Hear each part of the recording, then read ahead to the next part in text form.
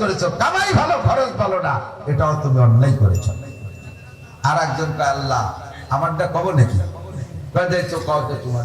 আল্লাহ আমার খরচের কথা শুনলে তুমি আর অধিক চাবাই না, কদি তুমি কি খরচ করছো, কয় কি আল্লাহ যাকাত দিছি প্রত্যেক বছর পাই টু পাই হিসেব করে একটা টাকাও বাকি নেই।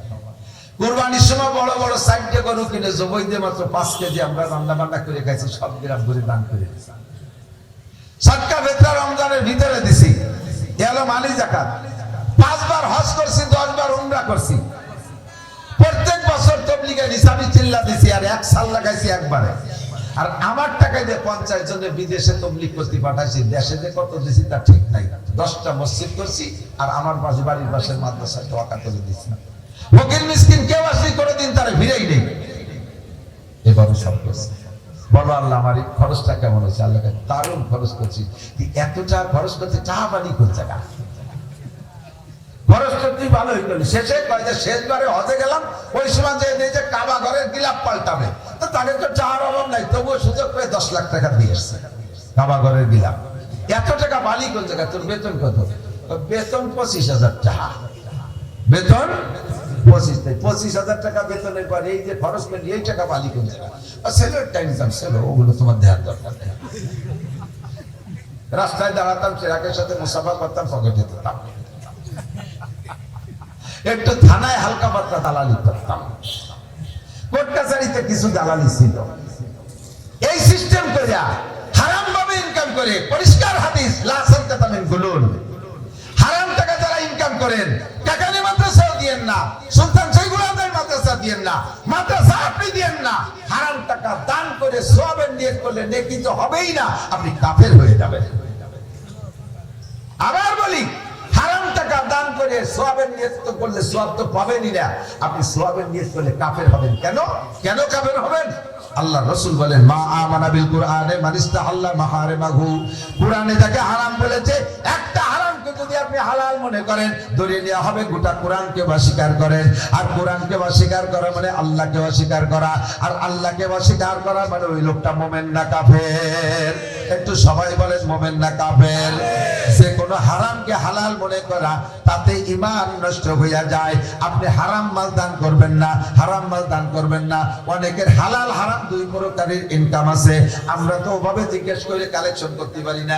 আমরা যে কাকা হালাল টাকা থাকলে দেন, হারাম থাকলে দিয়েন না, তাহলে তো অপমান করা হয় না? তাহলে আমাকে টাকা দেবে না কেউ করে দেবে। আপনারা আপনি পাইকারি ধরে নেন, হালাল হারামটা তো জিজ্ঞাসা করে নেন না। আমরা এই জায়গায় আপনার প্রতি সুধারণা কিনে নেন। আপনার তো ন্যায্য বেতন 25,000 তো আছে, ন্যায্য বেতন 25,000 আছে, আর হারাম টাকা মোটা মোটা কামাই করতেন 25 লাখ। আমরা আপনার কালেকশন করি আপনার কাছ থেকে, আমরা ধরে নেই ওই হালাল 25,000-এর প্রযুক্তি আমরা নিচ্ছি। আর যেটা হারাম কামাই করে সেটা আপনি করে বেড়াচ্ছেন, বাকি আপনার নগদ এখন চোখের সামনে। আমি এক পুলিশের কাছে কালেকশন দিয়েছিলাম, তো পুলিশের কাছে টাকা চাইছি, পকেটের থেকে এক বান্ডিল ধরে টাইনি বেরোইছে, বেরোনোর পরে দেখে গেছে না হুজুর এটা দেওয়া যাবে না, ওটা আরেক খুশি আর এক পকেটের থেকে বেরোচ্ছে, সেটাও দেখে না এটা দেওয়া যাবে না। পরে আর এক পকেটের থেকে কিছুটা বেরোই পাচ্ছি, হুজুর এটা দেওয়া যাবে। আমি তো ঘটনা কি হুজুর তা পাওয়া যাবে না, পাওয়া যাবে না যেন বুঝিয়ে দেখছি। হারাম টাকা কখনো দান করবেন না।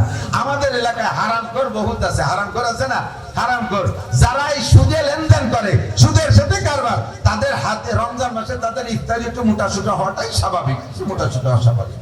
আর কিছু হালাল বান্দা আছে, তাদের ইনকাম হালাল আছে, তারা মোটা পয়সা কামাই করে, তারা খায় না, তারা একসাথে সবাই দোষারোপ করতেছে না। কিন্তু এই হারাম টাকা কামাই করে মোটা মোটা ইফতারির দাওয়াত দেয়, যান ধরে সেদিন যাবে, যদি জানেন যে তার আয়ের উৎস হালাল আর কিচ্ছু নাই, একমাত্র হারাম পন্থায় সে কামাই করে, তাহলে তার ইফতারি বয় করতে হবে, তার ইফতারি বয় করতে হবে। যে লোকটা সুদে সংস্থায় চাকরি করে, সুদে কারবারে চাকরি করে, সুদের সংস্থায় চাকরি করে, সুদের প্রতিষ্ঠানে চাকরি করে, ওই লোকটার বেতনের টাকা দিয়ে যদি কুরবানির ভাগই থাকে, ওই লোকটার বেতনের টাকা দিয়ে যদি কুরবানির ভাগই থাকে, তাহলে বাকি যে 6 ভাগই ছিল, ওর একার কারণে পুরো 6 ভাগের কুরবানি বাতিল। যদি তারা জানে যে ওর টাকা হারাম, জানি সুদে যদি দেয়, তাহলে হারাম তো হারামির প্রতি এর বিনিময় কিছুই পাবে না। আর যদি না জানে এই 6 জন যে ওনার টাকা হালাল না হারাম তা তো জানি না, কিন্তু উনি গোপনে হারাম টাকায় যে ভাগ রয়েছে এটা আপনারা 6 জন জানেন না। আপনাকে কুরবানি আপাতত বাতিল, কিয়ামতের ময়দানে ওই লোকের কাছ থেকে আপনাদের 6 জনের কুরবানির নেকি আদায় করে দেবে আল্লাহ। ওর অন্য যে নেকি কিছু আছে সেখান থেকে আপনারা পুরো দেবে, বাকি আপনাদের কুরবানি বাতিল। বুঝে শুনে এই জন্য ছোট দেন, একা দেন, একটা ছাগল দেন, বিশাল বড় গরু 4-5 জনে দিয়েছেন, কার টাকা হালাল কার টাকা হারাম তার কোনো খবর আপনার নাই, বাস্তের ভিতরে সমস্যা হতে পারে। এই জন্য আপনি ছোট দেন, একা দেওয়ার চেষ্টা করেন। একটা গাই দেন, কে কি বলে মগলা একটা গাই দিছে, আরে ভাই আমার মগলা গাড়ির মধ্যে গায়ের মধ্যে 30,000 টাকা, 30,000 টাকায় 100% হালাল, 100% হালাল। তুই ব্যাংকাবি আর ব্যবসাবি হতে আমার কিছু আসে যায় না, কথা কোন ঠিক ঠিক না।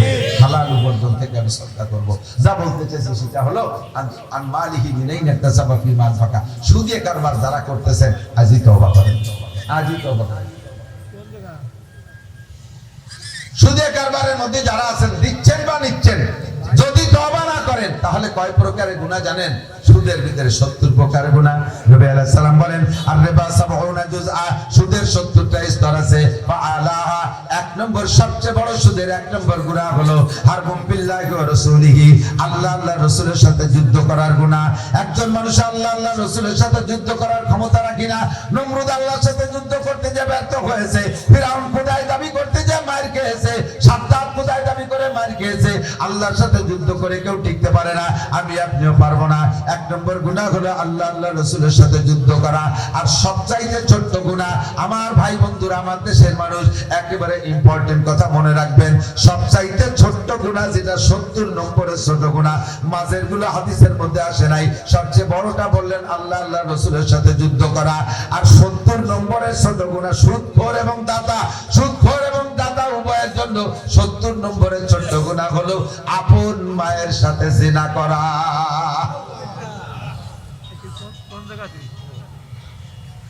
ওমান শাআ ফালইউমিন ওমান শাআ ফালইয়াকফুর, যার মনে চায় মানেন, যার মনে চায় না মানেন না, কিছু আসে যায় না।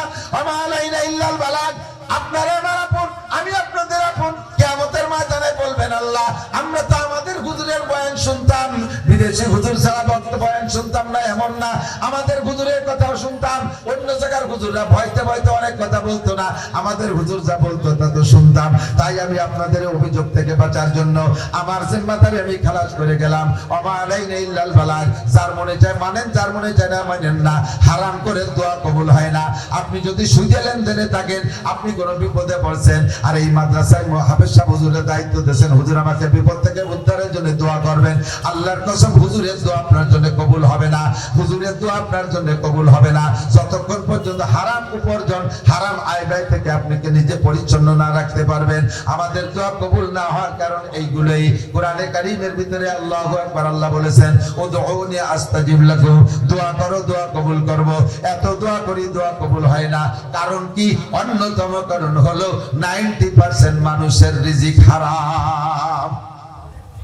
টুকাই দেখেন কোনো না কোনো ভাবে 10% রাখছে আল্লাহর বান্দাই জামানায়, সমিতির সাথে জড়িত, নামাজ পড়ে, নামাজি মানুষ, 5 ওয়াক্ত নামাজ পড়ে মসজিদে, তাও সে টাকা লাগায় দেয় সুদের পর, তার থেকে টাকা নিতে গেলে সে কর্জ দেয় না, কর্জ দেয়। আর কর্জ দেবেই বাকি। আর একটা কথা এসে গেছে, কর্জ নিলি তার টাইম মতো শোধ দেয় না, এই হলো আর এক জ্বালা। আমার মনে হয় সুদে কারবার বাড়ার কারণ এটা একটা কারণ, যে কর্জ নিলি টাইম মতো দেয় না। ঠিক আছে, তোর কাছে যে কয় বছর দরকার হয় থাক, মাসে 1000-100 টাকা দিস। এই সুদে বোঝাবো আর হয়তো যত তাড়াতাড়ি পরিশোধ করতে চায়, তবে এটাও ওই কৌশল দেয়। এর থেকে তওবা করব। আপনি আজকে তওবা করেন সুদের থেকে, লেনদেন থেকে, আপনার তওবা কবুল হয়েছে প্রমাণ যদি জীবনে আর কোনোদিন এই সুদে কারবার না করেন। ও যুবক, আর একটা কথা বলে শেষ করে দেব, তামুতুনা কামা তাহয়াউন ওয়া তুহশারুনা কামা তামুতুন।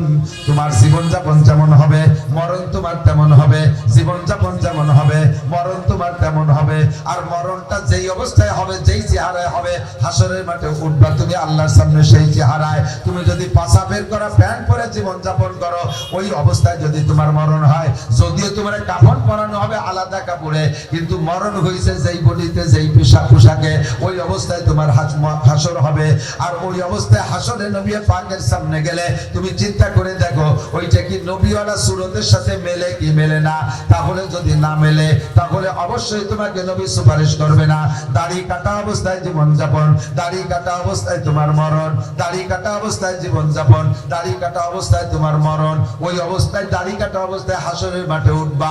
যত বেদাড়ি মুসলমান আছে একজনকে আল্লাহ নবী প্রথম চান্সে সুপারিশ করবে না। শুধুমাত্র দাড়ি কাটার গুনার কারণে, শুধুমাত্র দাড়ি কাটার গুনার কারণে 50 আলফা সানা 50,000 বছর অতিরিক্ত জাহান্নামে পোড়া লাগবে। 50,000 বছর অতিরিক্ত জাহান্নামে পোড়া লাগবে। একটু বিশ্বাস করেন বাবা, একটু বিশ্বাস করেন আমার ভাইয়েরা, একটু বিশ্বাস করেন আমার বাচ্চারা। অনুরোধ করি, হাতে ধরে পায়ে ধরি, দাড়িতে সম্মান বাড়ায় ছাড়া কমায় না। যতদিন আপনার দাড়ি ছিল না অতদিন মানুষে আপনাকে সালাম দিত কম। যখনই দাড়ি রাখবেন যুবক মানুষ, মানুষের মুসলমান হিসেবে চিনতে সহজ। আজ সাক্ষাতে আপনাকে একটা সালাম দেবে কি দেবে না? প্যান্ট শার্ট টাই কোট পরা অবস্থায় আপনাকে সম্মান শ্রদ্ধা করে না, সালাম দেয় না। আর আপনি জামা জুব্বা সুন্নতি পোশাক থাকলে আলেম ওলামারা পর্যন্ত আপনারে সালাম দেবে, সাধারণ পাবলিকে আপনারে সালাম দেবে।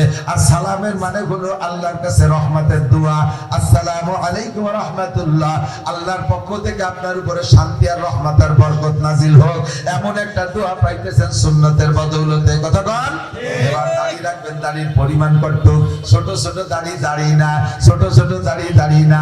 দাড়ি রাখার নিয়ত করার পরে এক মুঠ হওয়ার আগে যদি দাড়ির সাইডে ফেলেন, সাসার সাইডে বেশি গুনাহ। এক মুঠ হওয়ার আগে যদি দাড়ির সাইডে ফেলেন, সাসার সাইডে বেশি গুনাহ। কারণ যে সাসে সে গুনাহ মনে করে সাসে, আর যে ছোট ছোট দাড়ি রাখে সে দাড়ি যা দাড়ি না তারে দাড়ি মনে করে। অর্থাৎ যা সুন্নত না তারে সুন্নত মনে করে, যা সুন্নত না তারে সুন্নত মনে করা, এইটা সুন্নত পালকের চাইতে বড় অপরাধ। এজন্য দাড়ি যারা রাখছি পরিমাণ মতো লম্বা রেখে ফেলবো, সুন্নতি পোশাকের পাবন্দি করবো। এই সব কথার পর আমলে আনার জন্য সহজ একটা পদ্ধতি, সহজ একটা পদ্ধতি বলবো। এই সব কথা এক রাতে শুনছেন, আমারও বলতে ভালো লাগতেছে, নিজেদের মানুষ শুনতে আপনাদের ভালো লাগছে, যে ভালো লাগা পর্যন্ত শেষ করা যাবে না, এটাতে আমলে আনতে হবে। এবার এগুলো সব ডায়াগনোসিস করলাম। এবার ডিসপেন্সারি কিনে দিয়ে ওষুধ কিনে খাবেন আপনি। ডিসপেন্সারি কি? দুইটা কথা মনে রাখবেন। একটা হলো হক্কানি, কোন হক্কানি রব্বানি আমল ওয়ালা কোন পীরের সাথে সম্পর্ক রাখা। কোন হক্কানি পীরের সোহবতে থাকলে, হুজুরের সাথে যাতায়াত থাকলে, হুজুর আপনাকে মাঝে মাঝে দেখবে আর দেখে কোনো জায়গা তুলবে, এমনি তোমার মাথা টুপি নাই কা, এমনি তোমার মাথা চুল এরকম কা, তোমার দাড়ি ওরকম জেলোনেস্কিজার দাড়ির মতো দাড়ি কা, তোমার চুল এরকম মেসি নেইমারের মতো চুল কা। হুজুর লোকমা দেবে, সাথে সাথে ভয়তে হলেও আপনার পরিবর্তন আসবে। আর উস্তাদের ভয়তে আমলে আসলে এই ভয়টা একদিন আল্লাহর সাথে সম্পৃক্ত হয়ে যায়। এই জন্য কোন হক্কানি রব্বানি আমলওয়ালা পীরের সাথে সোহবত রাখা। আমাদের এলাকায় অনেক সহি পীর আছে, তার ভিতরে আন্তর্জাতিক ভাবে প্রসিদ্ধ চরমনাই হুজুর। চরমনাই হুজুরদের কাছে বায়াত হইলে একটা গুণ পাবলিকের, সেটা হলো কমপক্ষে বাহ্যিক আমলের পরিবর্তনটা আসে। আর বাহ্যিক অবস্থা পরিবর্তন হলে ধীরে ধীরে ভিতরটা আল্লাহ তাআলা পরিবর্তন করে দিতে পারে কি পারে না? আল্লাহু আকবার। এই জন্য আমার টুপি দাড়ি পাগড়ি জুব্বার আমলটা আসবে ইনশাআল্লাহ একজন হক্কানি পীরের সাথে সোহবত। 2 নম্বর হলো দাওয়াত ও তাবলীগের মেহনত। পীরের কাছে মুরিদ হলে তাবলীগ করা যায় না এমন না, চরমনাই গেলে সেখান থেকে আইসা তাবলীগে যাওয়া যায় না এরকম না। বরঞ্চ এই কথা বলবো, যদি কোনো পীর বলে তাবলীগে যাবা না, তাহলে ওই পীরের কাছেই যাবেন না। কোন পীর যদি তাবলীগের এগেইনস্টে কথা বলে, ওই পীরও ভণ্ড, ওই পীরের কাছে যাবেন না। তাবলীগের সারা পৃথিবীর সমস্ত হক্কানি রব্বানি ওলামায়ে কেরাম সমর্থন করেছে, সারা বিশ্বের সমস্ত বড় আলেমরা তাবলীগের সমর্থন করে। দেওবন্দ, পাকিস্তান, নিউটন, করাচি, দারুল উলুম করাচি, এরপরে ভারতের ভিতরে বিশাল বিশাল মাদ্রাসা, আমাদের বাংলাদেশ হাটাজারি, পটিয়া, বাবুনগর, জিরি, নাজিরা, লালবাগ, মালিবাগ, জাফরাবাড়ি, বহরডাঙ্গা, যত মাদ্রাসা, সব মাদ্রাসার হুজুররা তাবলীগ পছন্দ করে। যদি কোনো পীর তাবলীগের বিপক্ষে কথা বলে, বুঝবেন যে ওটা ভণ্ড পীর। আর যেই পীরের কাছে মুরিদ হওয়ার পরে পীর সাহেব তাবলীগে যেতে বলে, পীর সাহেবের সবকগুলো যথাযথ পালন করবেন, আর তবলিগে যাইয়া আমলগুলো একটু প্র্যাকটিসে আনতে সহজ হয়। প্র্যাকটিস হওয়ার মধ্যে গেলে প্র্যাকটিস হয়, সরাসরি আমলের প্রশিক্ষণ দেয়। আল্লাহ পাক রব্বুল আলামিন আমাদের সকলকে সহি তরিকায় চলার জন্য আমাদেরকে আল্লাহ তাআলা তৌফিক দান করে। সবাই বলেন আমিন। আজকে ঈশার নামাজটা বা জামাত এখানে আদায় করব, এটা কারা কারা রাজি আছেন? একটু আল্লাহকে হাত দেখাবেন, ধোকা দেবেন না, আল্লাহকে হাত দেখাই। একটু আজকে ঈশাটা এখানে জামাতে পড়বেন, আজকে ঈশার নামাজটা এখানে জামাতে পড়বো তো ইনশাআল্লাহ। বড় জামাতে, মুবারক জামাতে নামাজ হবে। আর আমরা স্থানীয় যারা তবলিগ করে তাদের সাথে সম্পর্ক রাখবো। আমাদের প্রাণপ্রিয় টেকানিয়া মাদ্রাসা, আমাদের প্রাণপ্রিয়, আমরা সাইয়েবাই মাদ্রাসার ছাত্র, হুজুর আমাদের সাইয়েবাই উস্তাদ, আর হয়তো আমাদের ছেলেদেরও উস্তাদ হয়ে যাবে ইনশাআল্লাহ। আমার ছেলেরা তো হাফেজ হয়ে গেছে, পড়ে এখন। তো মাশাআল্লাহ, আমরা এলাকার হাজার হাজার ছাত্র, সারা বাংলাদেশ না সারা পৃথিবীর যত দেশে আলেম উলামা গেছে, এই কেকানিয়া মাদ্রাসার ছাত্র ছেলেরা আছে। আমরা মন দিয়ে মাদ্রাসাকে ভালোবাসবো, মাদ্রাসাকে খেদমত করব, অর্থ দিয়ে সাহায্য করবো। রাজি আছি তো ইনশাআল্লাহ? হুজুরের এই প্যান্ডেল মাইক টাইক জড়ায় যে খরচটা হয়েছে, আমরা এত মানুষ যদি 100 করে টাকাও দেয় তাও কিন্তু এই খরচটা হয়ে যাবে ইনশাআল্লাহ। এই খরচটা হয়ে যাবে, এটুকু আমরা দিতে পারবো না ইনশাআল্লাহ? উঠবেন না, 2 মিনিট মাত্র 2টা মিনিট সময় দেন। ছাত্ররা একটু ভিতরে যাবে, একেবারে নগদ হাত কালেকশনে ছাত্ররা একটু ভিতরে যাবে। ছাত্ররা কই? আসো ছাত্ররা, আসো, নেমে পড়ো, যাও ছাত্ররা। কেউ উঠবে না, যে উঠবে বলবো যে মাদ্রাসার বিপক্ষের, আমি তারা সবাই চিনিয়ে দেবো যে এই যে একটা শত্রু যায়, দেখিয়ে দেখাই দেবো।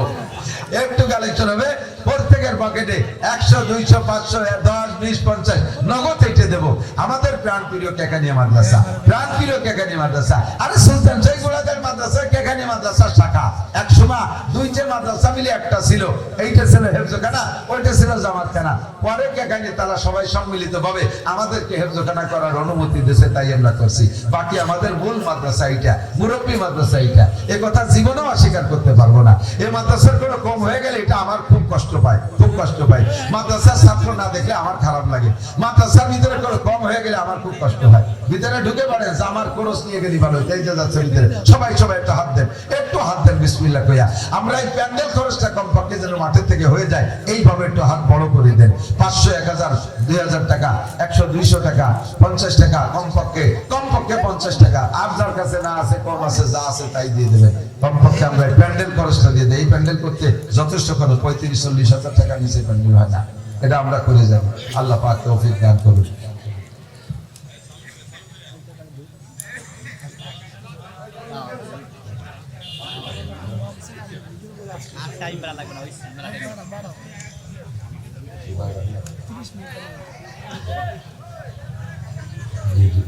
পরবর্তীতে খুব উল্লেখযোগ্য বক্তা আছে ঢাকা থেকে আগত, ভালো ভালো আলেম ওলামা আছে ইনশাআল্লাহ। রাতের এতটুকু আমাদের ঘুমও আসে নাই, ক্ষুধাও লাগে নাই। ইনশাআল্লাহ আমরা শেষ পর্যন্ত বয়ান শুনি, জামাতে নামাজ পড়বো, তারপরে বয়ান হবে, এরপরে আমরা আখিরি দোয়া করে যাবো ইনশাআল্লাহ। সুবহানাল্লাহি ওয়া বিহামদিহি, সুবহানাল্লাহিল আযীম, সুবহানাল্লাহ। আব্দুর রহিম হুজুরকে হুজুর চলে যাবে, উনি আমার আরেক জায়গায় প্রোগ্রাম, হুজুর এই করো।